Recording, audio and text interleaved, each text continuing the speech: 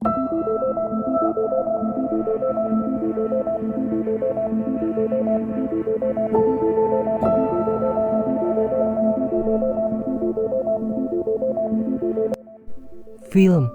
dibuka dengan seorang laki-laki bernama Royke dan juga anak-anaknya Peter dan Annie sedang melakukan kegiatan panjat tebing di Utah. Semua berjalan menyenangkan hingga pada akhirnya pemanjat yang berada di atas mereka terjatuh, yang menyebabkan menimpa Royke.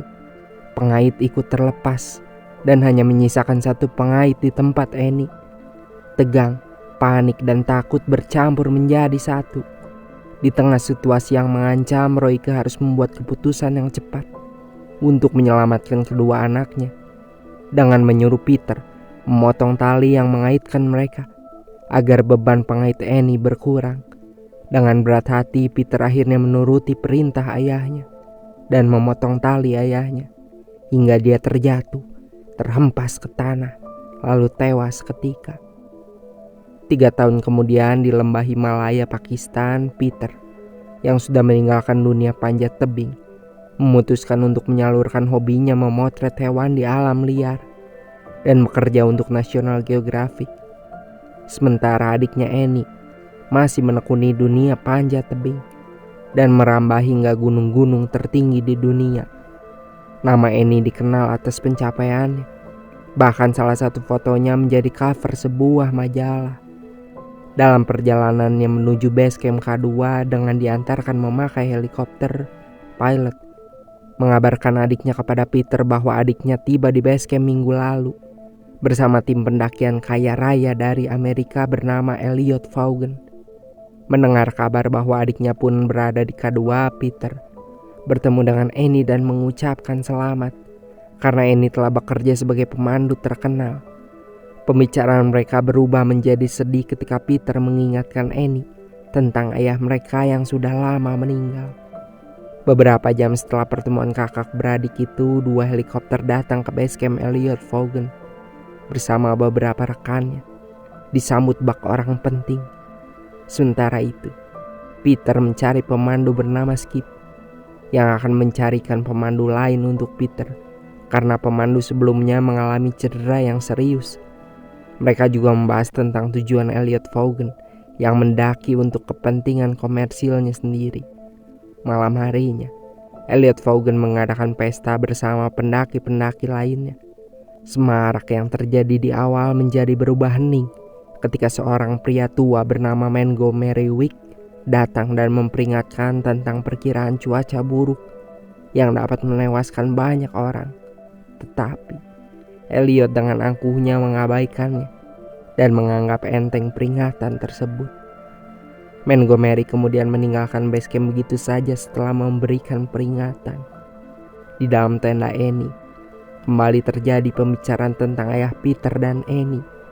Pembicaraan yang selama ini selalu dihindari Annie karena merasa kakaknya masih terpukul atas kejadian ayahnya.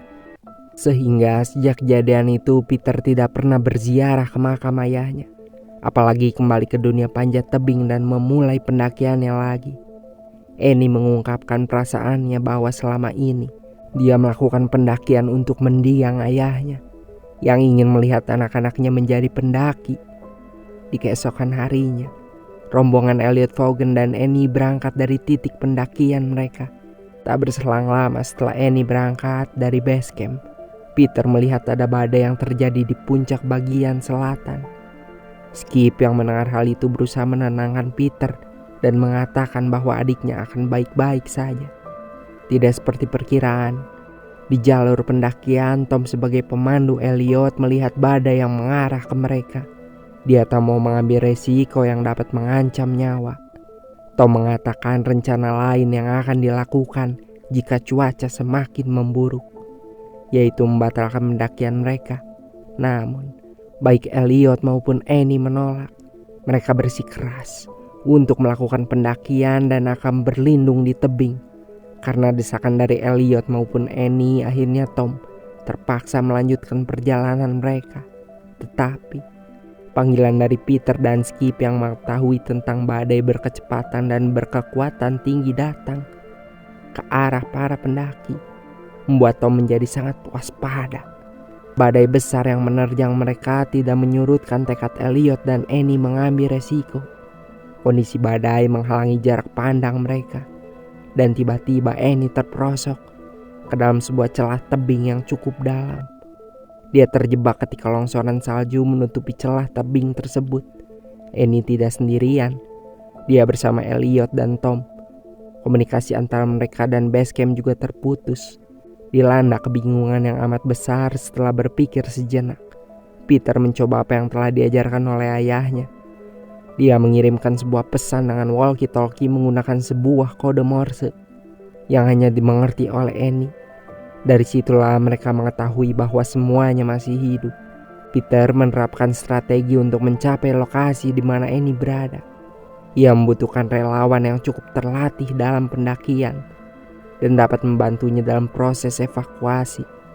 Berpacu dengan waktu, Skip memberitahu bahwa Peter hanya punya waktu 36 jam untuk menyelamatkan adik dan rekan-rekannya. Tentu saja hal itu sedikit sulit bagi Peter karena ia sudah sangat lama tak melakukan pendakian dan tak pernah mendaki puncak K2 sebelumnya. Ketika ingin meminta bantuan kepada sang legenda Montgomery Wicks, sayangnya lelaki itu sudah tidak berada di base camp. Peter juga meminta bantuan pada Kolonel Amir yang memberikan beberapa tabung berisi nitroglycerin untuk meledakkan salju dan bebatuan yang menimbun Annie. Cairan berwarna hijau itu mudah sekali meledak, sehingga ketika Peter mengambilnya pun dia mengambil resiko dan tanggung jawab yang sangat besar. Idenya mendaki untuk membawa nitroglycerin ditanggapi dengan respon yang kurang menyenangkan oleh beberapa orang. Banyak yang menganggap Peter tidak waras karena berani mengambil tindakan tersebut. Peter yang baru menggandeng Skip dalam timnya menyatakan bahwa ia butuh 4 orang lagi untuk proses evakuasi dan membawa nitro dalam pendakiannya. Banyak yang menolak, tetapi satu persatu orang mulai mengajukan diri. Di antaranya adalah Karim, Cyril, dan Malcolm. Mereka secara sukarela melakukannya. Peter masih kekurangan 1 orang lagi, tak ada yang mau mengajukan diri. Bahkan ketika Frank menawarkan imbalan $500,000 untuk siapapun yang mau membantu melakukan evakuasi, tetapi mereka masih tidak ada yang berani. Sementara di saat yang sama kondisi kesehatan Annie, Tom, dan juga Elliot yang mulai menurun. Mereka terancam tewas jika terkena edema paru-paru jika evakuasi berlangsung lama. Segala upaya dan rencana dibentuk agar mereka dapat selamat. Peter dan Skip melakukan hal yang sama. Mereka memperkirakan jarak tempuh, perbekalan, dan juga medan yang akan mereka lewati, dan berbagai macam kemungkinan lainnya. Peter tahu bahwa mereka akan terlambat 5 jam jika hanya mengandalkan kemampuan mereka. Skip menyarankan agar Peter mencari dan mengajak Montgomery Wicks yang pernah melakukan evakuasi sendirian dan berhasil menyelamatkan 3 orang pendaki dari Amerika. Lelaki tua itu bisa mendaki cepat ke puncak dan mengerti tentang medan yang ditempuhnya. Skip tahu bahwa saat ini Montgomery sudah berada di atas gunung untuk mencari jasad istrinya yang belum ditemukan. Keesokan harinya, tim mulai bergerak. Monique bergabung dengan mereka untuk melengkapi jumlah tim. Helikopter lepas landas dan akan menuju titik tertinggi yang bisa dicapainya. Kondisi Tom saat itu sudah sangat sekarat. Nafasnya tersendat dan tubuhnya sudah mulai membiru. Di tengah situasi yang menyedihkan itu, Elliot tiba-tiba melihat sebuah tas yang tertutup gumpalan salju dan nampaknya sudah berada sangat lama di sana. Helikopter mendarat tepat di lokasi Montgomery mendirikan tendanya. Peter menyampaikan maksud pada pria tua tersebut, namun Montgomery menolaknya mentah-mentah. Ketika Skip angkat bicara tentang Vaughan yang menyiapkan hadiah $500,000 bagi siapa saja yang bisa menyelamatkan Elliot, barulah Montgomery mau. Dia menyuruh Skip untuk turun dan memantau dan memberikan informasi dari base camp. Pembagian tim dilakukan oleh Montgomery yang bertindak sebagai pemimpin. Peter akan bersama Montgomery, Karim bersama Malcolm, sedang Cyril bersama Monique. Beberapa menit kemudian mereka kembali berangkat menuju titik tertinggi yang bisa dicapai helikopter. Tom sudah sangat sekarat dan hanya tinggal menunggu waktu kematiannya. Annie sebenarnya sangat ingin memberikan Tom satu suntikan Dex untuk membuatnya tetap bertahan sampai tim evakuasi datang. Akan tetapi Elliot melarang keras Annie melakukan perbuatan yang menurutnya sia-sia. Mereka berdua tahu bahwa Tom sudah tidak bisa diselamatkan lagi. Maka cara satu-satunya adalah tetap mengikuti rencana yang sudah diterapkan sejak awal, yaitu menunggu persediaan air dan bahan makanan habis dan menyuntikkan Dex ke tubuh mereka masing-masing. Beralih ke tim evakuasi yang melakukan perjalanannya dengan medan yang sangat berat, Karim berhenti sejenak untuk beribadah. Malcolm yang mengatakan bahwa ibadah dapat ditunda karena waktu mereka yang sedikit. Namun Karim segera merespon dengan melirik tabung nitro yang berada di tasnya. Dia tahu bahwa nyawa mereka bisa kapan saja melayang karena nitro tersebut. Peter dan Montgomery masih berusaha mencapai puncak. Di tengah-tengahnya, Montgomery memberikan komentar terhadap perbuatan Peter pada ayahnya yang dinilai sudah sangat tepat dan bijak ketika memotongkan tali dirinya dengan sang ayah. Annie terkena dampak edema. Kondisinya memburuk, sama seperti Tom. Montgomery yang berusaha menghubunginya mengetahui hal tersebut dan memutuskan untuk tidak memberitahukan pada Peter karena takut Peter akan melakukan tindakan gegabah. Di jalur lainnya, Cheryl terancam nyawanya. Dia dan nitro yang dibawanya tergelincir dan menggantung di tepi jurang.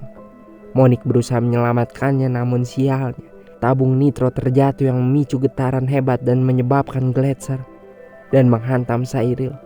Hanya Monique yang berhasil selamat. Dia memutuskan kembali naik dan berusaha mengejar posisi Peter dan Montgomery.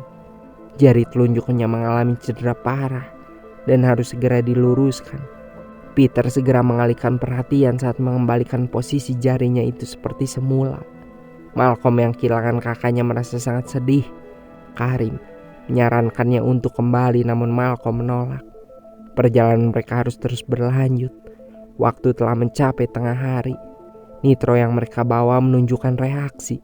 Peter dan Montgomery segera membawa ke tempat teduh. Begitu pula Malcolm dan Karim yang diberi peringatan.